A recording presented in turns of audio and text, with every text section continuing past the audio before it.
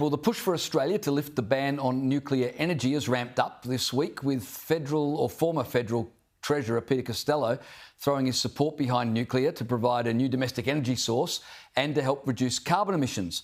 It comes as new figures show nuclear is the second most preferred electricity source after solar, beating out wind farms.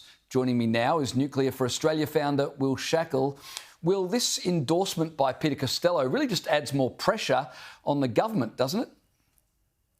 Well, I think importantly, people from all sides of politics support nuclear energy, whether it's Peter Costello or the majority of QandA's audience, 59%, who say they supported nuclear energy when I was on that program, or even going as far as individuals within the Labor Party and also people who vote for the Labor Party, a majority of them also supporting nuclear energy. So it's clear that regardless of your politics, most Australians support nuclear energy, and that's incredibly encouraging to see.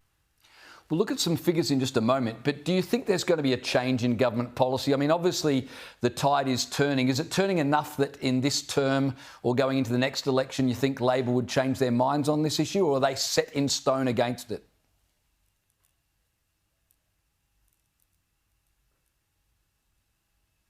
Well, I'm really hopeful and optimistic that the majority of Australians do support nuclear energy, including those who are supporting their government. So I really do hope that they look at the science, look at the facts that are resoundingly clear about nuclear energy, know it is the most, and get back on track to reaching our emissions targets, because currently we're not on track to reach them. I think that we should have a framework where we are considering all options on the table, and I think that has to include nuclear energy.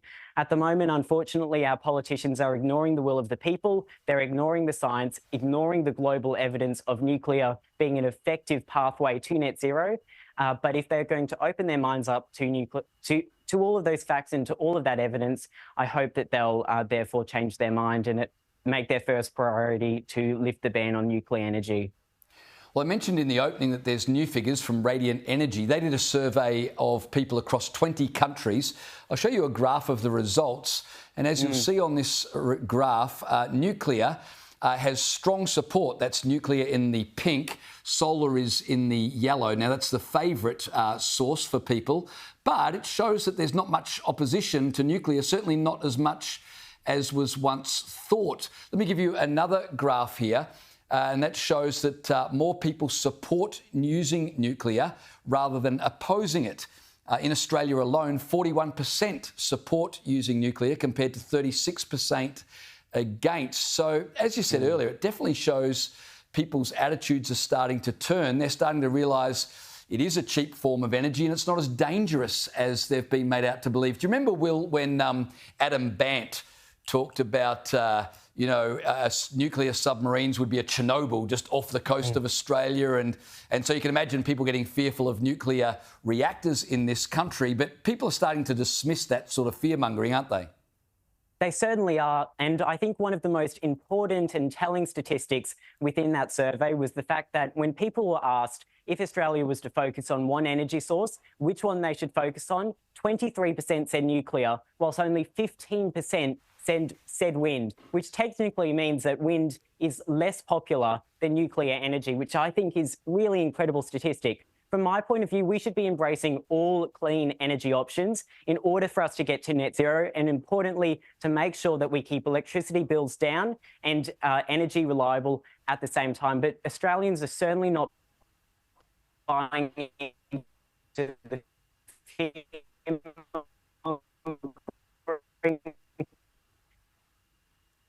I think we've lost Will there. He's on holidays on the Sunshine Coast and we've lost him. But I tell you what, that young man, he's 17 years old. He's had a huge year. He was at the climate conference in Dubai. He got an exclusive interview with the French president that went worldwide. Dick Smith's thrown his support behind him. So I don't know what you do when you've peaked at age 17, but he's having incredible influence and he makes a lot of sense as well. Hey, by the way, there is a website where you can go and sign up your support for nuclear power. The website is nuclearforaustralia.com.